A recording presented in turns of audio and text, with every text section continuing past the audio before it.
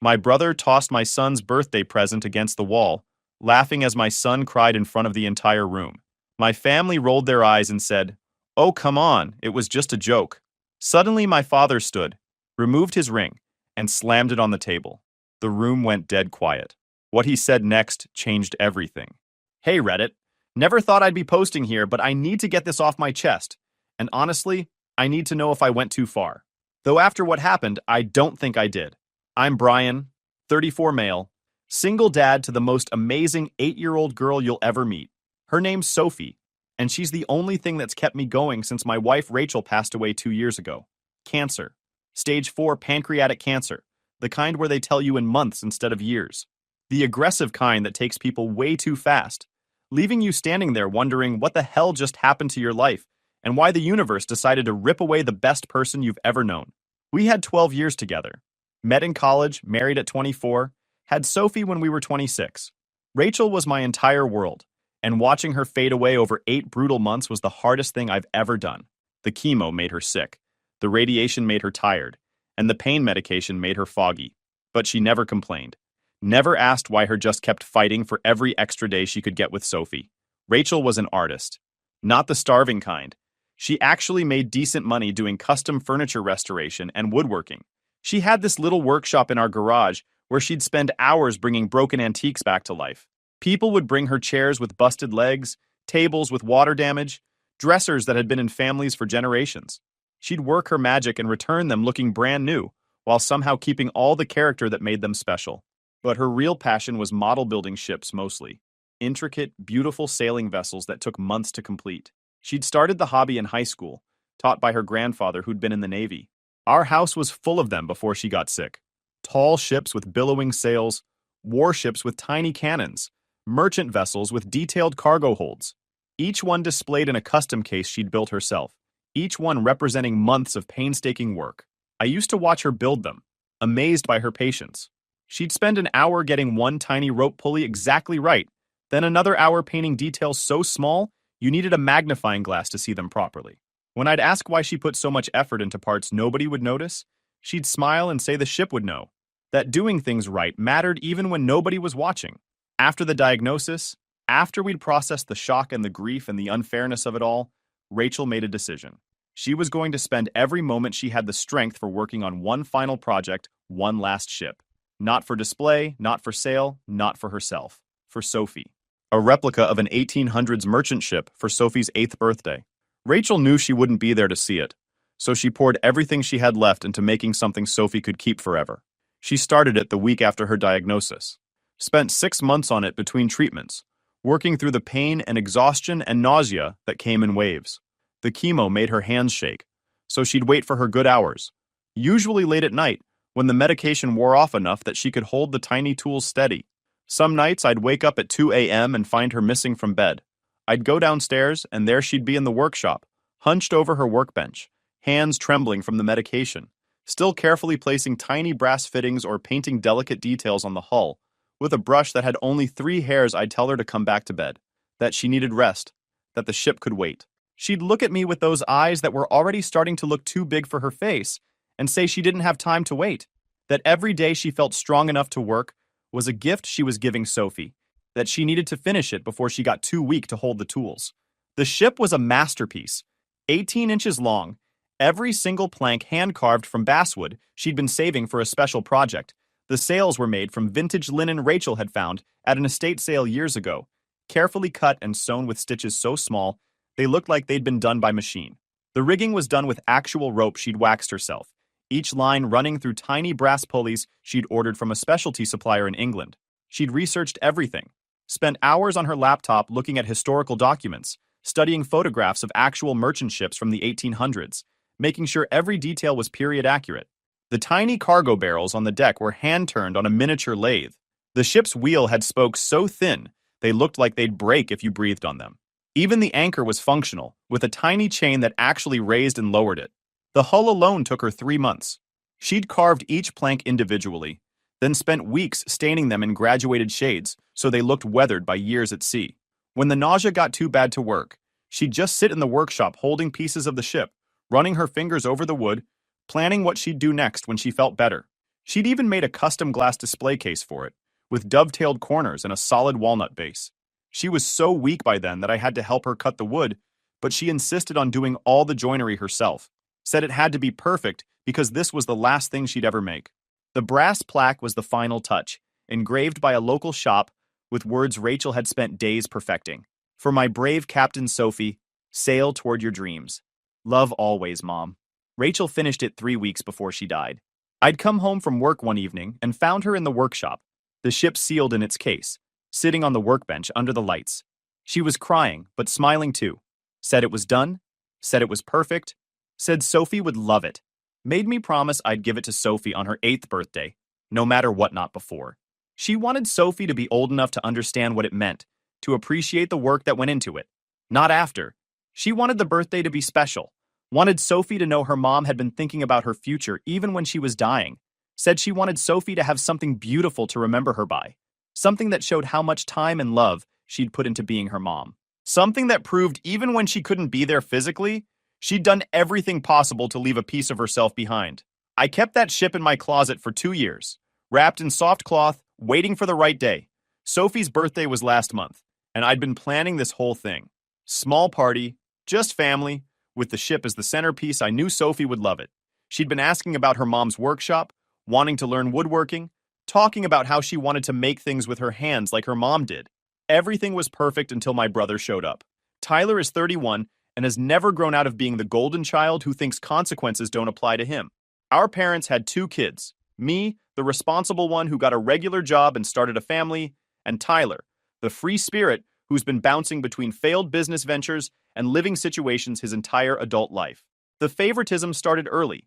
I had strict curfews, had to maintain perfect grades, worked part-time to pay for my car insurance. Tyler rolled in whenever he felt like it, barely passed his classes, had every expense covered because he was finding himself. He's the kind of guy who shows up to family events empty-handed, but leaves with leftovers and gas money. The kind who borrows tools and never returns them. I've lost 3 power drills, and my grandfather's vintage level to Tyler's black hole. The kind who thinks his charm will get him out of any situation because it always has. Our parents enable him completely. When Tyler got fired from 3 jobs in 1 year, it was because managers didn't understand his creative approach. When he totaled his car doing 90 in a 45 and couldn't afford another one, they bought him a newer model than mine. When he got evicted for spending rent money on Vegas, they let him move back home rent-free at 30 while I'd been paying my own way since 18. The business ventures are always the same story. Tyler gets excited about some idea, drop shipping, crypto trading, a food truck, convinces our parents it's his big break, takes money as investment capital, runs it into the ground, moves to the next sure thing. Last I counted, Mom and Dad had sunk over $60,000 into Tyler's ventures. Not one ever made a dime back. The pattern was always the same. Tyler screws up, Mom makes excuses, Dad writes a check, and I'm supposed to accept this is how our family works. When I pointed out the unfairness, I was being selfish or not understanding Tyler's struggles. When Rachel and I bought our first house, we saved for years and got towels from Target as a housewarming gift. When Tyler wanted to start his food truck, they gave him $25,000 as a loan everyone knew would never be repaid. When Rachel got sick, Tyler visited the hospital once, stayed 15 minutes checking his phone, said hospitals made him uncomfortable, and left never came back. Didn't come to the funeral because he had a business opportunity. Sent a "sorry for your loss" text 3 days after we buried her. But this was Sophie's birthday. I thought even Tyler wouldn't mess this up. I'd learned to keep my distance. Minimal contact, surface-level politeness at family gatherings, never letting him know anything important about my life because he'd find a way to ruin it or make it about himself. But this was Sophie's birthday. I thought even Tyler wouldn't mess that up. The party was small. My parents, my Aunt Lisa, Sophie's best friend from school, and her mom, and unfortunately, Tyler. I'd tried not inviting him, but Mom had insisted he'd be devastated to miss his niece's birthday. Threatened not to come herself if I excluded him. So I caved, like I always did with them. Everything was going fine. Sophie was happy, running around with her friend, excited about presents. We'd done cake, played some games, and I was getting ready for the big moment. I brought out the display case, still covered with a cloth, and set it on the table. The room got quiet. Everyone knew what was coming. My Aunt Lisa had tears in her eyes. Even Sophie's friend's mom looked emotional, and she'd never met Rachel. I knelt down next to Sophie and told her this present was special, that her mom had made it just for her, working on it for months, putting all her love into every detail. Sophie's eyes were huge, and I could see her trying not to cry because she's 8 and still thinks crying isn't cool. I pulled off the cloth. The ship was even more beautiful than I remembered. The afternoon light coming through the window made the brass fittings glow. The white sails looked like they could actually catch wind. Every detail was perfect, exactly as Rachel had intended. Sophie just stared at it, not saying anything. Then she whispered, "Mom made this for me?" And I nodded, not trusting my voice. She reached out carefully, like she was afraid it might disappear, and touched the glass case with the gentlest fingers. That's when Tyler decided to open his mouth. "Wow, that's really something," he said, walking over to get a closer look. "Must have taken forever. Too bad she wasted all that time on something so fragile." The room went cold. My Aunt Lisa actually gasped. But before anyone could respond, Tyler reached out and picked up the case. Just grabbed it, even though Sophie was still touching it, even though it clearly wasn't meant to be handled like that. I stood up fast, told him to put it down. "Be careful with it. That's not a toy." Tyler laughed. Actually laughed. Said he was just looking at it. What was my problem? Did I think he was going to break it? Then he tilted the case, watching the ship slide around inside. Sophie made this little sound, like a scared animal, and reached for the case. Tyler lifted it higher, out of her reach, still tilting it around like it was a snow globe. I wasn't polite anymore. I told him to put it down right now. My voice had that edge that makes people who know me back off. But Tyler's never been great at reading rooms. He said I was being dramatic. It was just a model ship. Rachel would have wanted people to actually appreciate it, not keep it locked away like some museum piece. That's when I knew he was going to drop it. I could see it in his face. That look he gets when he's about to do something terrible and pretend it was an accident. The same look he had when he accidentally deleted my college application essays. When he accidentally told my high school girlfriend I was cheating on her. When he accidentally crashed my car and blamed it on faulty brakes, I lunged for the case, but Tyler stepped back, still holding it up, grinning now because he knew he had everyone's attention. Said I needed to relax, learn to share, not be so possessive of things. Sophie was crying now, begging him to give it back. My mom was saying Tyler's name in that warning tone that never actually led to consequences. My dad was frozen, as usual, unwilling to actually discipline his precious baby boy. Then Tyler's foot caught on the edge of the carpet. I don't think he meant to fall, but he did, stumbling backward, arms windmilling, the display case flying out of his hands in a perfect arc. It hit the hardwood floor and exploded. The sound was like a car crash in miniature. Glass everywhere. The ship breaking apart, masts snapping, hull cracking, 2 years of Rachel's love, and 6 months of her dying effort scattering across my living room floor in 1,000 pieces. Sophie screamed. Actually screamed, this sound of pure anguish that I'll hear in my nightmares forever. She dropped to the floor, trying to gather the pieces, cutting her hands on the glass, sobbing so hard she could barely breathe. I scooped her up before she could hurt herself worse, held her while she cried into my shoulder, her whole body shaking. Over her head, I could see Tyler standing there, brushing glass off his jeans, looking more annoyed than sorry. My Aunt Lisa was on her knees trying to salvage pieces. Sophie's friend and her mom were already quietly leaving, understanding this party was over. My parents stood there in shock, Dad pale as a ghost, Mom with her hand over her mouth. Tyler brushed off his hands and had the nerve to say accidents happen. Said it wasn't his fault the floor was uneven, that I shouldn't have made such a big deal about a toy boat, that Sophie was overreacting and needed to learn that things break sometimes. A toy boat. He called Rachel's final gift to our daughter a toy boat. I told everyone to leave, right then. Get out of my house. Tyler started to argue, but something in my face made even him shut up. My dad tried to stay, said we should talk about this, but I repeated myself. Out, now. My mom was crying, saying Tyler didn't mean it, that we all needed to calm down and discuss this like adults. I told her Tyler just destroyed the last thing my dead wife made for her daughter and then called it a toy. There was nothing to discuss. Aunt Lisa offered to stay and help clean up, but I needed everyone gone. Needed to focus on Sophie, who was still crying in my arms, still trying to see the pieces of the ship over my shoulder. They left. Tyler was still making excuses as Dad herded him out the door. Something about how I was being unreasonable, how it was just an accident, how I always overreacted to everything he did after they left. I sat with Sophie on the couch for 3 hours. She cried until she made herself sick, threw up twice, then cried more, kept saying she wanted her mom, wanted the ship back, wanted to see what it looked like before it broke, asked me over and over why Uncle Tyler would do that, why he would break something Mom made special for her. I didn't have good answers. How do you explain to an 8-year-old that some people are just selfish? That some adults never grow out of being children? That her uncle cared more about being the center of attention than about her feelings? I tried to explain that we could fix it, that we'd glue every piece back together, that it would still be special. But Sophie wasn't stupid. She'd seen it shatter. She'd watched her mother's final gift explode across the floor while Tyler made excuses. She knew it would never be the same. She knew her mom's gift was destroyed, and no amount of glue would bring back what Tyler had taken from her. The worst part was watching her blame herself. She kept saying if she'd held onto it tighter, if she'd been braver and fought Tyler for it, if she hadn't cried and made him nervous, maybe it wouldn't have broken. An 8-year-old shouldn't have to feel responsible for an adult's behavior. But there she was, taking the weight of Tyler's carelessness onto her tiny shoulders. I held her and told her it wasn't her fault, would never be her fault, that Tyler was the only person responsible for what happened. She nodded, but I could tell she didn't fully believe me. How could she? The adults in her life were supposed to protect her, and instead, one of them had destroyed her most precious possession while the others watched.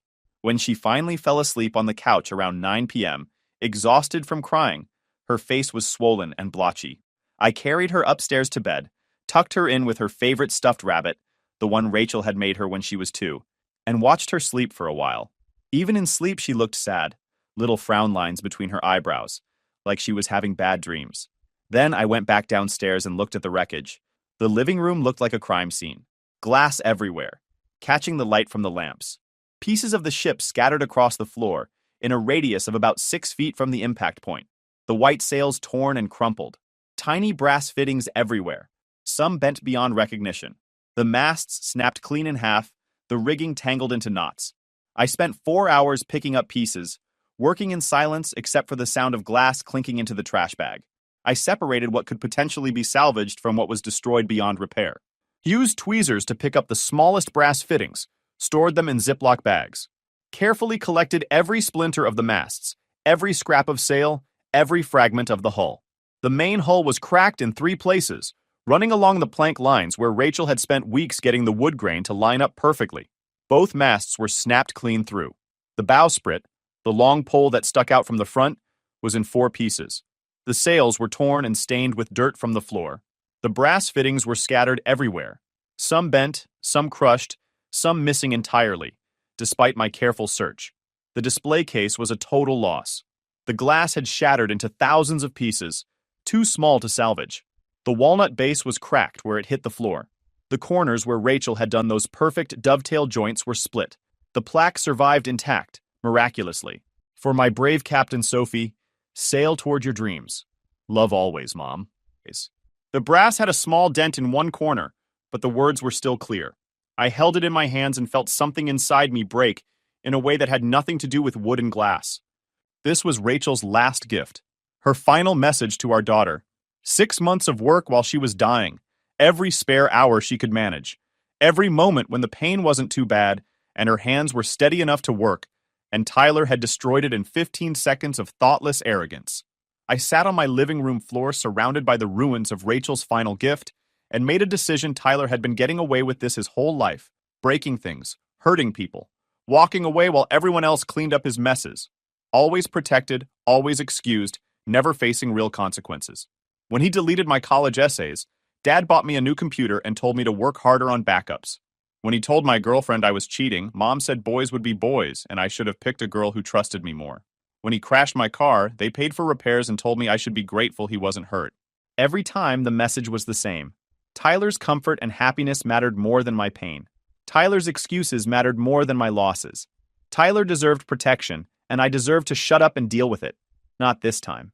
This time, he'd crossed a line that couldn't be uncrossed. He'd hurt my daughter. He'd destroyed her connection to her dead mother. And he'd laughed about it. If my parents weren't going to hold him accountable, I would. And I knew exactly how to do it. The next morning, my phone was full of messages. Mom saying Tyler felt terrible and didn't mean for it to break. Dad saying I was being too harsh and needed to forgive family mistakes. Tyler himself sent a text saying he'd chip in for a replacement if I found something similar online. Like Rachel's months of work could be replaced with an Amazon purchase, I didn't respond to any of them. Instead, I called my Aunt Lisa. Lisa was my mom's sister, but unlike my parents, she actually saw Tyler for what he was. She'd been calling him out for years, which is why she wasn't invited to as many family events anymore. But she loved Sophie, and she'd been there to see the devastation firsthand. I asked her a question. What's the most important thing to Tyler? What does he actually care about? She didn't even hesitate.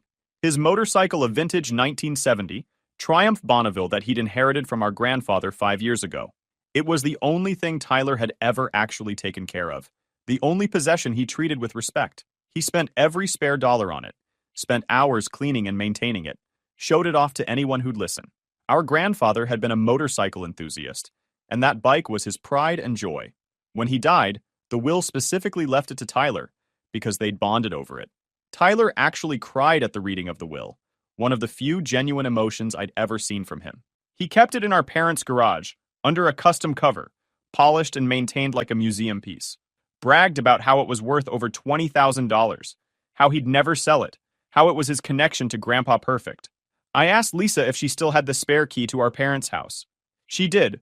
Mom had given her 1 year ago for emergencies. I asked if she'd be willing to let me borrow it for a few hours while they were all out of the house. She was quiet for a moment, then asked what I was planning. I told her. She was quiet again, longer this time. Then she said she'd be over in 20 minutes with the key.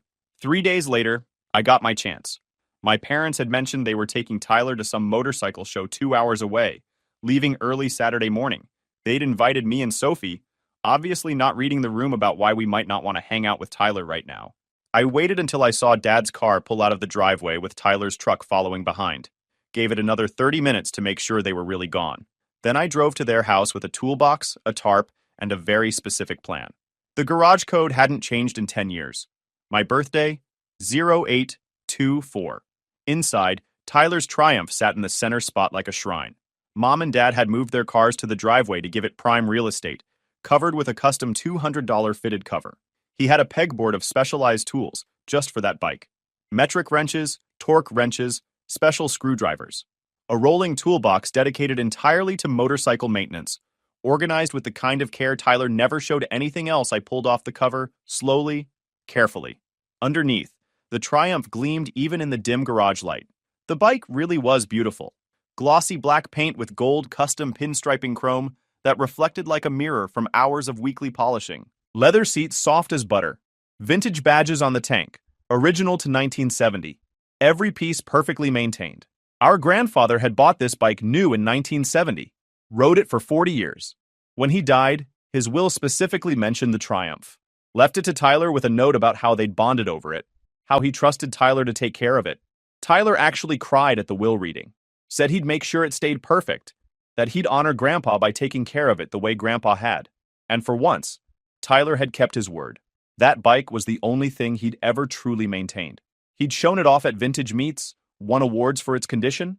It was literally the only thing in the world Tyler actually cared about, which made it perfect. For a second, I almost felt bad. Then I remembered Sophie's face, remembered her screaming, remembered Tyler calling her mother's gift a toy while she cried. I got to work. I didn't smash it with a hammer or pour sugar in the tank. That would be too obvious. Instead, I methodically disassembled critical components and took them with me, creating damage that would look like mechanical failure. First, the carburetor. Tyler's Triumph had the original Amal carburetor, impossible to replace except with another vintage part. I disconnected the fuel line, unbolted it from the intake manifold, and wrapped it in a shop towel. Next, the ignition coil, another expensive vintage part. Then the starter motor, timing chain tensioner, oil pump, critical gaskets. Each piece carefully removed, each absence that would cause serious problems. The custom exhaust system Tyler had paid $3,000 for came off piece by piece, added it to my growing pile. Then I got creative, used a screwdriver to carefully scratch away paint in hidden spots underneath the seat, along the frame's underside, inside the toolbox compartment. Not deep, just enough to break through paint to bare metal. In months, those spots would rust, spreading beneath the paint. I bent the kickstand slightly, not enough to break it, but enough that the bike wouldn't sit level. Tyler would notice every time he parked it. I loosened bolts throughout the bike. The front brake assembly, just enough to develop play over time, making brakes feel mushy chain guard, mounting bolts.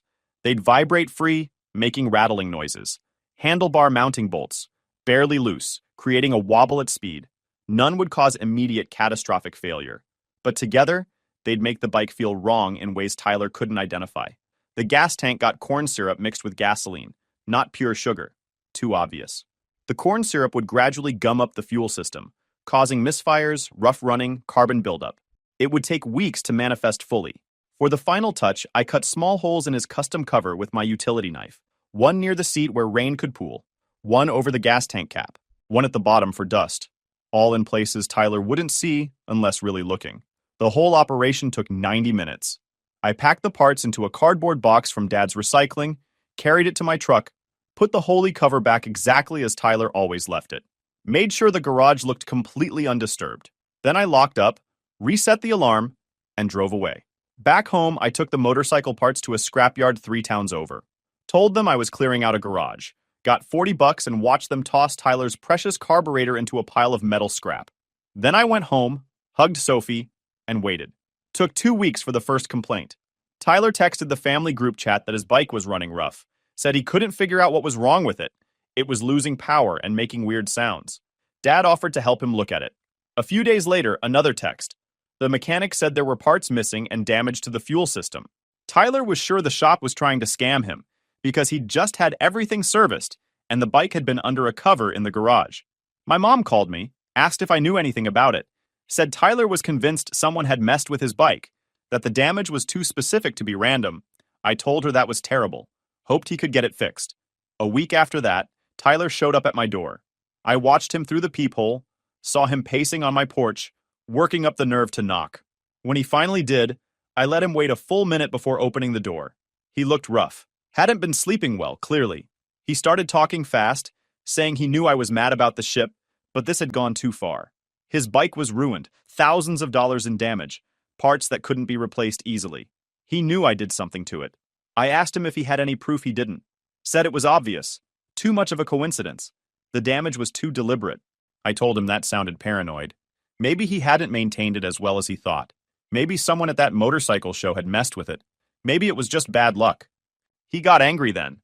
Started yelling about how that bike was from Grandpa, how it was important to him, how I had no right to touch his things. I let him yell himself out, watching him with the same expression I'd worn while he destroyed Sophie's ship. When he finally stopped, I spoke very calmly. Told him I had no idea what he was talking about, but I found it interesting that he understood how it felt to lose something irreplaceable, something that connected him to someone he loved, something he could never get back. His face changed. The anger drained away. Replaced by this dawning realization, I continued.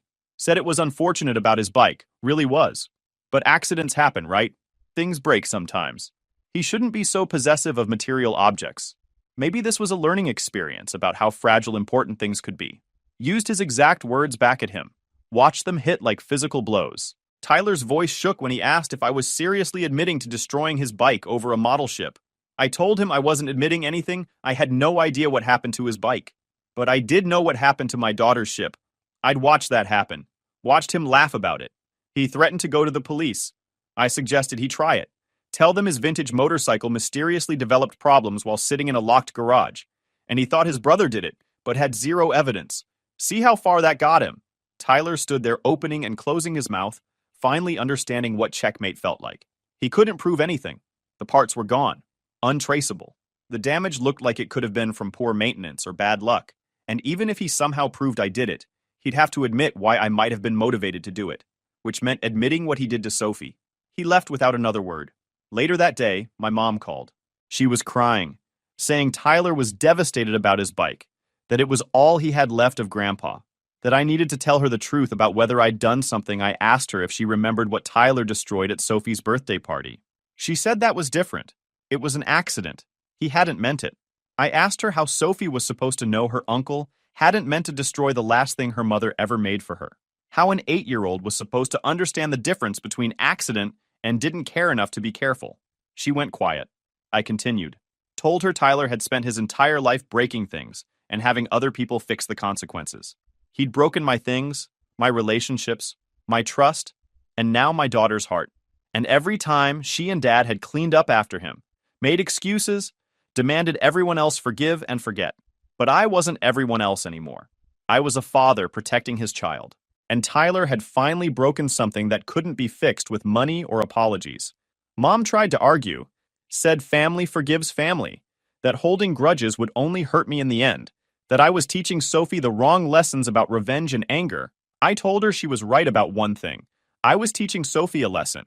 I was teaching her that when someone hurts you, when someone destroys something precious and shows no remorse, you don't have to smile and forgive them. You don't have to let them keep hurting you just because they're family. I was teaching her that her feelings matter, that her grief matters, that the people who love her will protect her, even if it means cutting off people who can't be trusted. I was teaching her that she doesn't have to accept being treated badly just to keep the peace. Mom said I was being cruel. I asked if she thought Tyler was cruel when he grabbed that ship out of Sophie's hands, when he held it over her head while she begged, when he called her mother's work a toy while she cried. She didn't answer. I told her I loved her and Dad, but until they could acknowledge what Tyler actually did, not the accident of dropping it, but the deliberate cruelty of how he treated Sophie's gift, we were done. Sophie and I would be skipping family gatherings. They were welcome to visit us, but Tyler wasn't allowed in my home anymore. She started crying harder, saying I was tearing the family apart.